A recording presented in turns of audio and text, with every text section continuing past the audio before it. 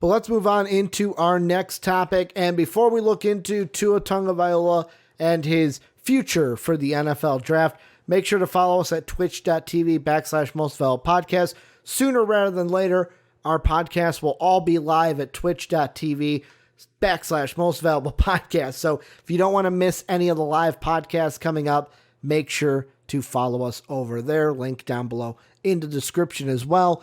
But let's move into the next topic, and that is Tua Tagovailoa. So Tua did an interview with Kurt Herbstreit from ESPN, and they talked about him possibly returning back to Alabama and foregoing the NFL draft one full year. The exact quote from the interview that Tua said is, "You think of risk reward on coming back. You think of risk reward on leaving. And when I look at it, I kind of look at it, if I come back, the risk is, what if I get hurt again? But the reward could be, I jump back to top of the charts, the boards for all these teams." He also went on to say later on is, "I'd say the reward in all of that is, yeah, I'll be getting paid millions, but a lot of money that I could have made, you can't make that money up now. So that'd be me leaving money on the table. But then at the same time, I still got to talk with my family about all this. See what their input is. Now is not the time to be making emotional decisions. But now you got to change into thinking as a businessman. You got to make business decisions."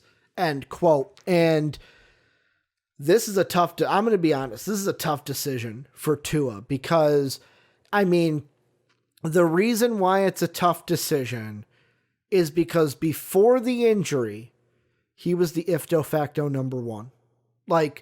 That's it. He's the if de facto number one. However, with me, I don't know what I would do. With me, I honestly, if I put myself into his shoes, I wouldn't know what I would do because I'm leaning towards going. And the reason why I would lean towards going is, unless things have changed, the timeline that they put out was that Tua wouldn't be able to do any of the draft workouts, and he wouldn't be throwing until early spring. So really early spring, that puts it at me March, April. So you're throwing right before the draft. After the combine's done, you didn't do anything. You did interviews, but you didn't throw. You didn't do a pro day. You're just getting to throwing for the first time in March, April, right before the draft. So really, you could maybe show, hey, this is what's going on, but really you're just throwing. You're not at the end goal yet. It'd be like, hey, I just started rehabbing. Hey, take a shot on me at number one. For the Bengals, take a shot at me or on me at number one. That's a big risk for these NFL teams to put a lot of money in that player. So, that's why you've seen, first off, the dive on Herbstreit and Todd McShay on Todd McShay and Mel Kiper on their big boards, where they're shot down on Todd McShay. Now Tua is 13. He was number one. Now he's 13. There are some big boards out there that, I don't know if he does. In my mock draft, I don't know what I'm going to do yet, but there's some mock drafts that don't even have him in the first round because of this injury.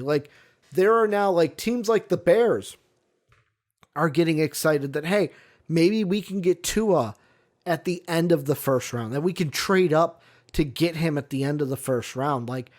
There's no for sure that he's even going to go in the middle of the round. That's just what we think because we know what Tua is. We don't know what Tua is going to be after this injury. So, there's even that where, let's say you come back and you're like, you know what?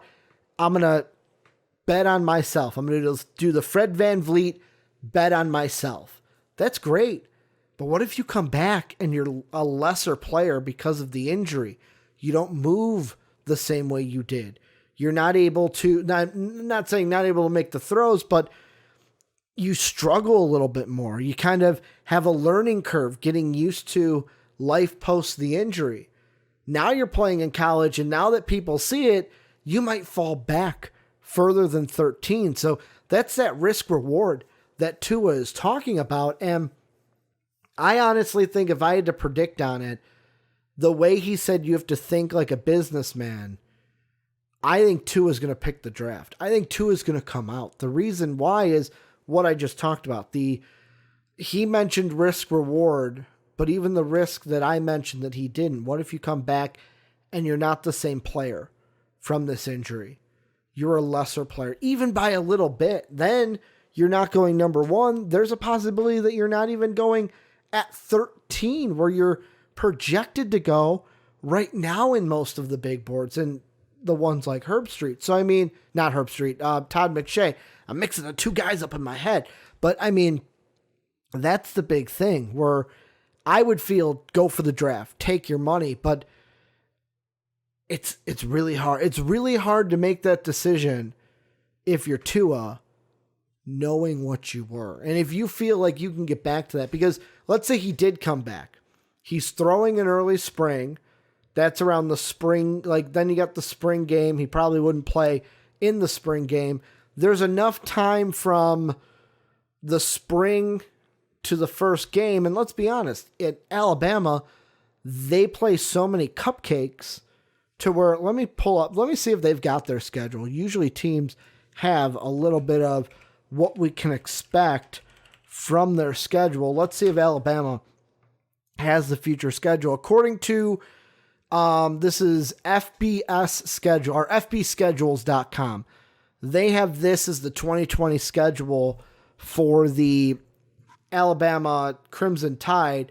You've got September 5th. They start in Arlington, Texas against the USC Trojans. That could be a tough one. I know that many people think like the last thing memory is the the Fink game in your head. Or was it Fink that was in that game? The really bad game where USC got blown out. But I don't think that USC would get blown out. They would lose, but they wouldn't get blown out. Then, Georgia State. He doesn't need to play against Georgia State. But then September 19th, boom, Tuscaloosa, you're playing Georgia right there. Week 3, even if you have week 3 to start, you're playing Georgia. Then a cupcake in Kent State. I would say 2 more cupcakes in Ole Miss and Arkansas. You're not playing really LSU until November 2nd, and you got the bye week before that. He's back by then, but really the wrench that throws into it is that USC game to start. That's a tougher game. You would obviously want Tua there for that, but I feel like even if he's not there for those first 2, do you really want to throw him in then right away off the injury against Georgia? So, I mean, that's another thing you got to look at, kind of risk reward of if you start throwing in the spring, will you be even ready for that first week, that first game in college? Because then if you're not and you have to sit week 1, you have to sit week 2, that NFL scouts are going to think about that. And then that may affect where you are. I know when you come back, if you show up, then you could say, hey, Joe Burrow was low. He showed up. And look at him now. He's number 1 on the draft boards. But at the same time, he doesn't have that same injury history. So if it's me, one and the same. I would go NFL draft. I think Tua is going to go NFL draft because at the same time, let's look at the teams. I'm gonna use Tankathon as the kind of barometer here. They still have Tua as the 4th overall pick. If I'm the Miami Dolphins, I mean, you could technically say you have Josh Rosen, but that's another thing too. A team like, let's say Cincinnati for sure is going to go Joe Burrow. A team like Miami at 4 could still take you and say, take you as in Tua. They could still take Tua and say, hey, we're just going to sit him the first year. The first year is you getting healthy. We'll give Josh Rosen another start. And then if Josh Rosen proves himself, we can then try to use Tua as trade bait. I don't know if that works too well because Tua's injury after sitting a full year, I don't know how many teams would want to give up capital to get that, like take that on. But like you look at other teams like the Chargers at 10, I could easily see them saying, hey, we'll take on Tua. We'll give Phillip Rivers even if they try to bring Phillip Rivers back for like a 1-year deal, I don't think Phillip Rivers would take a 1-year deal, but even if they say, hey, we'll give Phillip Rivers a shorter deal, and then we can at least sit him that first year. Other than that, the question is Tampa Bay at 13 is probably in the first round the last team in that upper half that would go ahead and take him. And that's a team you would have to go out there and say, hey, we're going to play you right away or expect to play you right away because they don't really have a guy unless they bring Jameis back for 1 year. And then I don't know. If they move on from Jameis, I think Jameis is long gone. But yeah, the interesting one is the Dolphins because they're a team that can say, hey, we're going to take Tua at 4 and have them sit. If you're going to get that first off, if you're going to get that kind of a guarantee, you take it.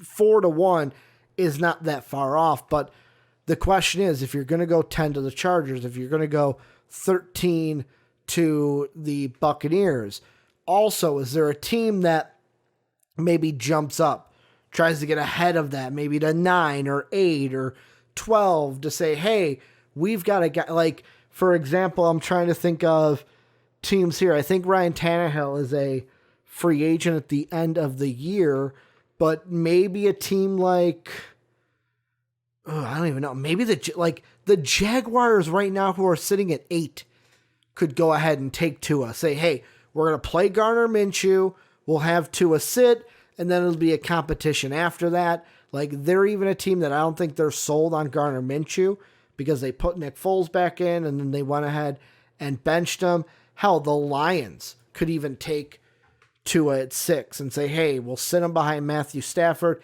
He'll then be the future, and then we can move on from Matthew Stafford. Falcons at 5, same thing. Hey, we can go, like, these teams have the flexibility to where they don't have to play Tua the first year. So that's why with me, I'm thinking Tua's going to come out. He's going to go to the draft. He'll play it by ear. Wherever he goes is where he goes, because there's just, to me, too much risk in coming back. If you get hurt again, if you're not ready by week 1, if you're not the same player coming off of the injury, right now the image, even post-injury, is a good one in most people's heads. Plus, as an interviewer, Tua's a good interviewer, so he's going to knock down those interviews at the combine. I'd go ahead, take my chances in the draft, land with the team, be in the NFL, because I feel like if he comes back, it might complicate things. It might end up hurting him more than helping him. But let me know what you guys think. Tell me what you think down below in that comment section. Should Tua come back to Alabama? Should he go to the draft? What do you think is going to happen if he goes back to college? Where do you think he goes if he enters the draft? What are you thinking? Let me know down below in that comment section.